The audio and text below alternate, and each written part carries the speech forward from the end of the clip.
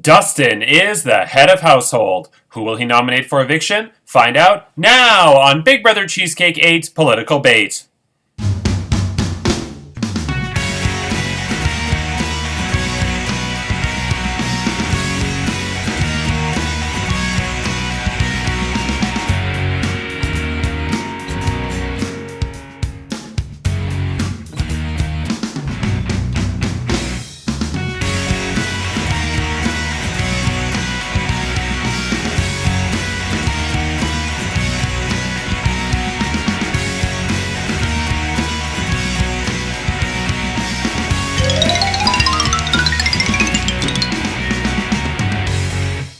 Hello, I'm Andrew Shevsik Moonves. Welcome to Big Brother Cheesecake 8 Political Bait.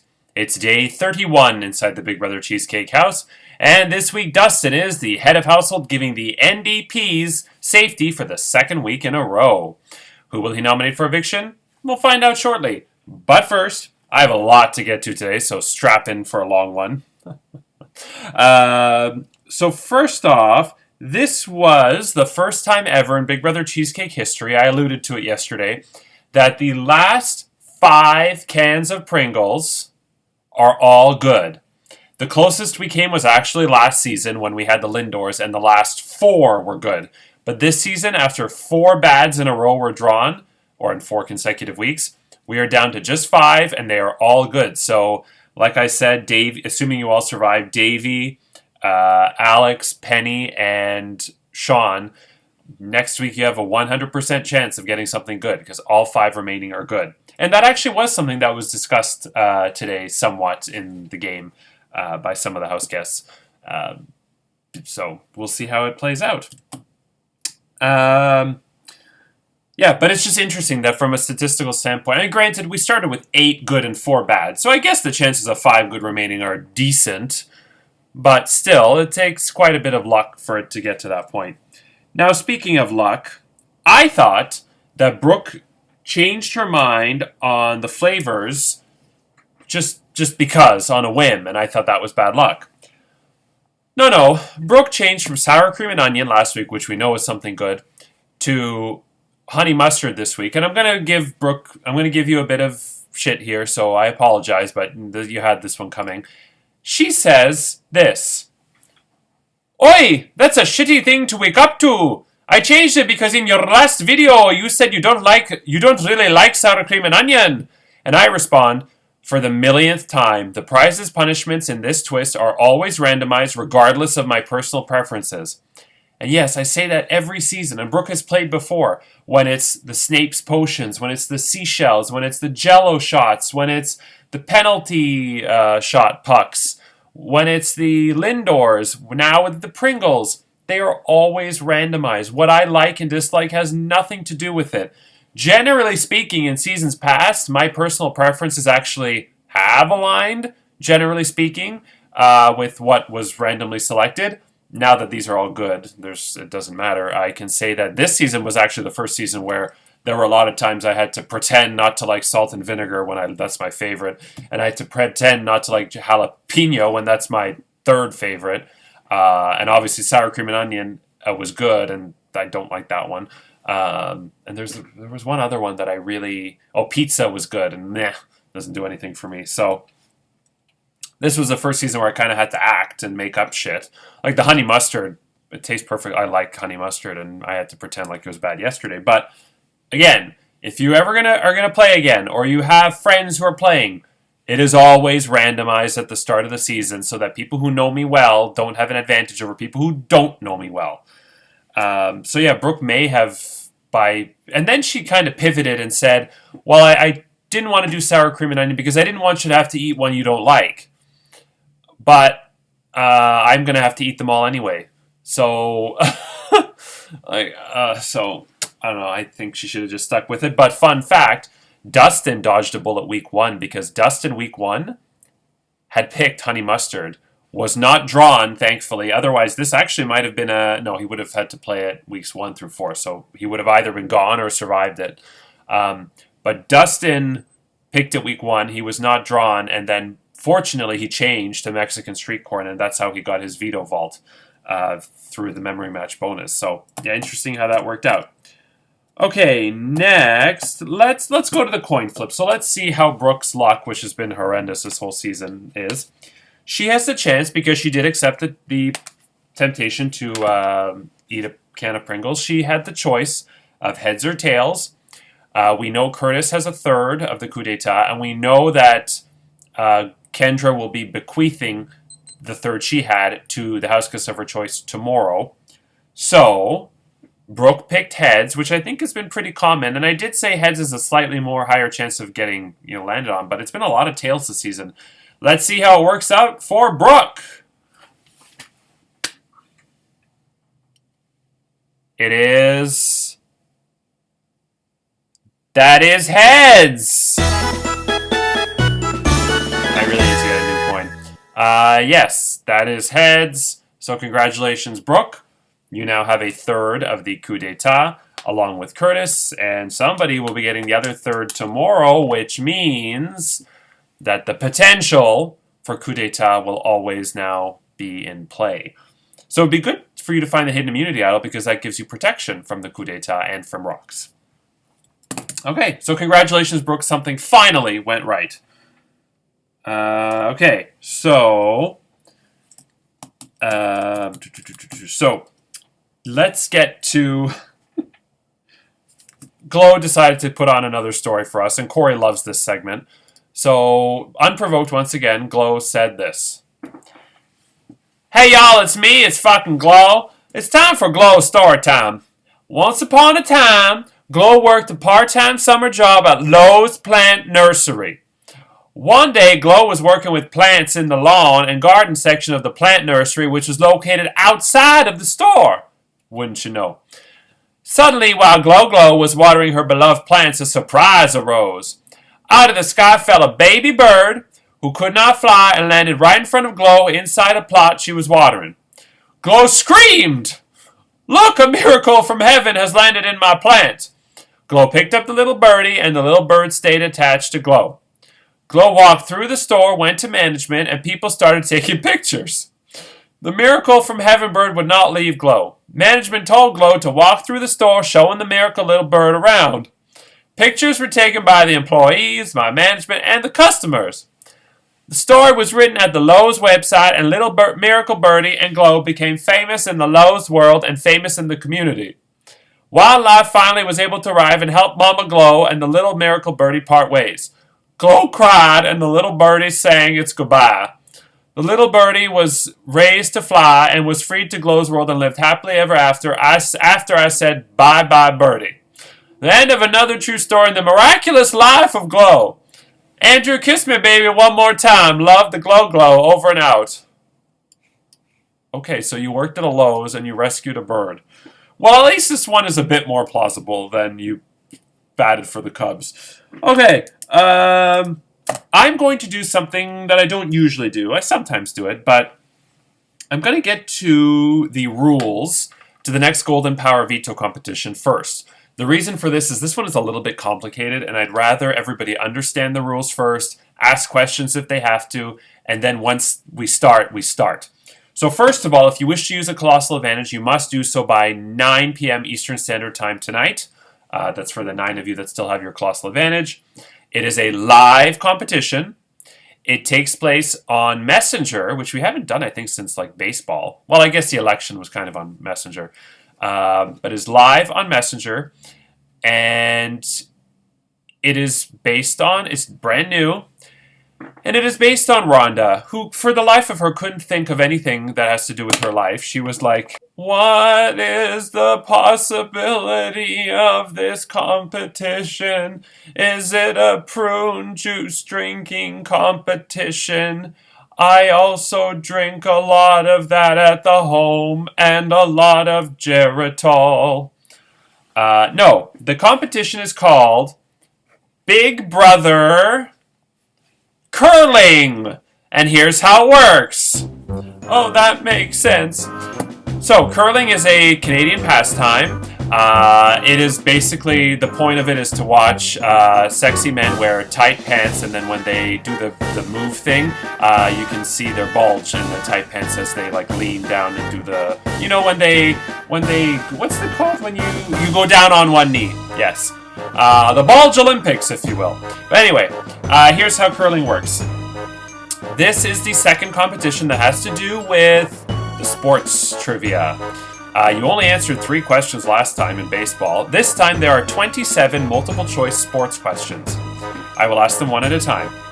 The first person to give the correct answer, A, B, C, or D, and their multiple choice will be there right away. The first person to type in A, B, C, or D will win the opportunity to throw a rock down the ice into one of the 25 slots seen here. The blue squares are worth 1 point each, the yellow are worth 3 points each, and the red, the middle, is worth 5 points. There will be 27 questions, and I randomize the numbers 1 through 27.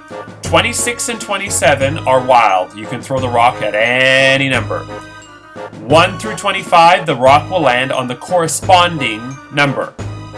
But if the path to your number is blocked by somebody else's rock, you have the option of going hard, hard, hard. You think I'm joking, but that's really what they sound like. If you go hard, you hit that rock, and that rock goes out of play. Or you can go soft. Whoa, whoa, whoa! And if you go soft, you just nudge that rock 1 space forward. One difference from curling is that normally when you hit a rock, your rock actually ends up in front of the place where the other rock is. But in this case, if a rock is on square 11 and you hit the rock on 11, your rock now takes that place on 11. Kind of like in chess. You take that spot, which I know is not how it works in curling, but for the sake of the competition. If there are 2 or more rocks blocking you and you go hard, each rock moves down 1 and the rock at the end goes off the page. To be clear, the numbers 21 through 25 is the first row. So when you throw the rock, that's the first row that it hits. 1 through 5 is the back. So any rocks that go off the board are going off over 1 through 5.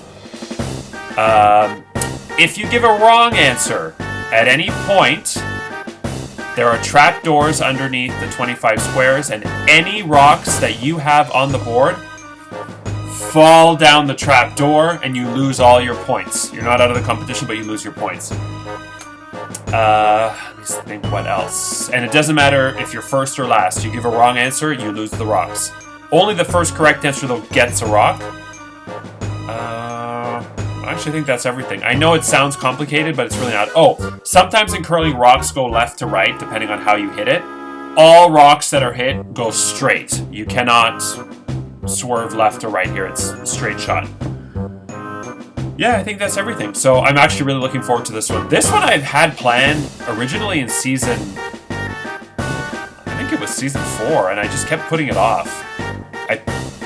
Then I remember in season 6 I was going to do it because it was kind of hockey-ish because it's on ice, and I didn't do it, and I don't know what happened to it last season, but I've been putting it off. I think it was when the pandemic started and I did a mass, brainchild when I was, in lockdown of comps, and I think it was for season 4 that was originally slated, and it just kept getting pushed forward. But now we're doing it. I'm so excited. Okay. Now, before we get to the nomination ceremony, wow, I'm going long. I'm going to keep this part short. It's time to get to Dustin's head of household bedroom. Hello there again, it's me, Dustin, aka Robert Henson from Grace and Frankie. I'm so excited that I won my second head of household in a row. Grace could never, Frankie could never, and even my bum blaster husband Saul could never. Anyway, last week we tap danced to the head of household bedroom. This week let's do another T. Let's thrust to the head of household room. Okay, is everybody ready? We're gonna thrust there. Okay, ready? We're gonna thrust to the head of household room. Everybody follow me and thrust. We're gonna thrust up the stairs. Here we go, ready? And thrust up the stairs to the head of household room. Up the stairs we go. Up we go. And we're on the second floor, and we are now inside. Oh, look at this. My husband Saul / Monty has sent me big black dildos for my pleasure. Thank you. I love it. There's some Arby's in the fruit basket. There's also this interesting passion fruit and pomegranate in my fruit basket. I think that was meant for Anne Claire so that she could try to pronounce them. Oh! Yeah, anyway. Oh, and look, the video screen is coming down. Okay. Let's see the video. I'm very excited. Hi Dustin, just wanted to say congratulations on winning Head of Household. Andrew reached out to me, asked to congratulate you and said you're super excited. I heard this is your second Head of Household, so that's awesome. I hope you're killing it in the game. I know you're going to use this to make smart decisions and get to the end and win that prize. So keep doing what you're doing, you're killing it, and love to see it. Congrats again. Thank you, Kaylee McEnany, or whatever your name is. I don't know you very well, but thank you. Now, if everyone could please leave, it's time for me to mull over my decisions. Thank you, McKenna, for that video. I have to admit, Dustin, your mutual friends, like our mutual friends, they don't know who the hell you are. I must have asked like 30 people, and about 20 were like, who the hell is Dustin? I'm like, you're friends with him. If you don't know him, delete his ass. So it's been very difficult, but she agreed to see. She says she doesn't know who the hell you are and why should she be your loved one, but you're friends, so she made it. So I don't know. I have to get in touch with this Monty guy. Michael assures me he's hot, so we'll find out, and I'll try to get in touch with him so I can get a real loved one video. But if he's like most org partners or boyfriends, girlfriends, wives, husbands, they want nothing to do with this. They think we're nuts, right? It's because really, when it comes to orgs, everybody wins except the loved ones of the players who don't see their partner for pretty much a month to whatever because they're glued to their phone trying to save their ass. Okay, that is that. Now it is time to get to the nomination ceremony. Hello, I am Dustin, aka Robert Hansen from Grace and Frankie. You may remember me from 2 minutes ago. I am the head of household, and it is my responsibility to nominate 2 of my fellow house guests for eviction. Gina, Zaki, my fellow NDP political party members, you are both safe automatically because of the political party twist. In a moment, I will read the names of the 6 house guests who are safe, and then the 2 nominees.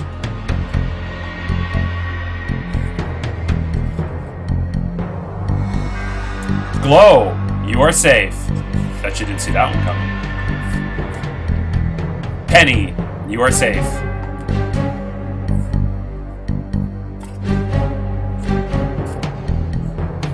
Curtis, you are safe.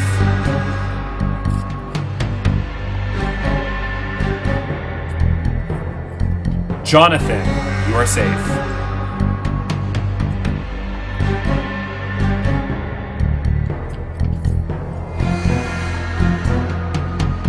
Sean, you are safe. This leaves Alex, Brooke, and Davey. 1 of you is safe.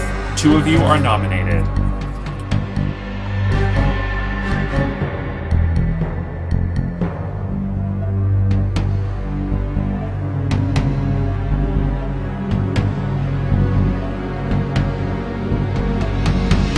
Davey, you are safe, which means Dustin has nominated Alex and Brooke for eviction.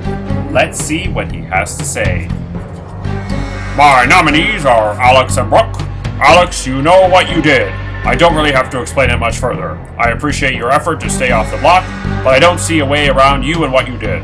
You haven't really shown me a reason why I should trust you, so I can't trust what you say to be true. I also made my promise during a live video it would be you and Brooke. And I don't want to go against that, as part of the reason I'm HOH is because I did publicly announce my nominees. Brooke, I know you got poopy, but I can't allow to change the nominees I publicly said I would do. I appreciate your effort as well, but I don't want the veto used on Alex, and I can't risk Alex having that same protection he had last week. You are the definition of victim of circumstance, especially after the poopy, so I'm sorry, but that's the game. I also think you'd rather play veto than be backdoored. And with that, this nomination ceremony is adjourned. Okay, so Dustin has nominated Alex and Brooke for eviction, but the Golden Power Veto can still change the nominations. Only 6 house guests will participate in the Golden Power Veto competition. The head of household, Dustin, the 2 nominees, Alex and Brooke, and 3 house guests selected in a random draw. This is very interesting because 4 house guests have still not played in a veto competition, and 2 have played in every single one. Well, they're already playing, Alex and Dustin. So let's see what happens. This is the Veto Lottery. This is so exciting. We're using the wheel for the second week in a row. So, we have... Dustin has an extra wedge that he got in the Becky's birthday surprise. And Curtis, because Kendra was evicted, you get the K back. So everybody gets the first letter of their name. Okay, is everybody ready? Here we go. Numero uno is... Let's go further down. Yes. Okay, here we go. Ready?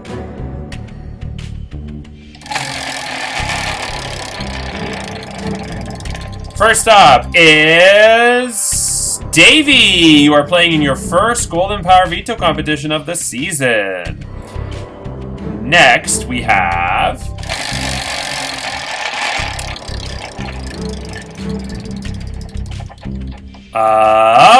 Brooke! Wow! All of a sudden, you just get picked for everything. So, Brooke, you get to choose house guest to play with you. A la house guest choice. And before we get to the last one, it is a live competition on Messenger. Obviously, Big Brother Curling, as you heard in the rules. There are 3 times for this competition available. We have Friday at 9:30 p.m. Eastern Standard Time, Saturday at 9:30 a.m. Eastern Standard Time, and Sunday at 3:30 p.m. Eastern Standard Time. Please, as always, for the love of God, if you don't have a preference, please pick Friday at 9:30 so that we can get it over with and all enjoy our weekend. Okay, here we go. And in the event of a tie, we'll side with the nominees because they need the veto the most. Okay, so we have Davey and Brooke, who's picking somebody, and...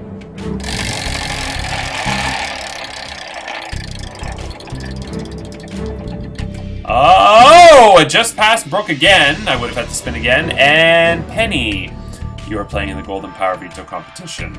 Okay, so playing in the Golden Power Veto competition is Alex, Brooke, Dustin, a house guest selected by Brooke, Davey, and Penny. So with that said, tomorrow is Extra Whip, where Kendra will dish the dirt with myself, Corey, Rhonda, and Joanne. Sunday is the Golden Power Veto competition, the results of Big Brother Curling. Monday is the Golden Power Veto ceremony. Tuesday, the final 2 nominees will plead their case. And Wednesday is the next live eviction and head of household competition, where another house guest will be evicted from the Big Brother Cheesecake 8 house, get impeached from Congress, and lose their shot at the $800 cash prize. I'm Andrew Shevzik Moonves. Take care, and remember, politics is more dangerous than war, for in war, you are only killed once. Good night.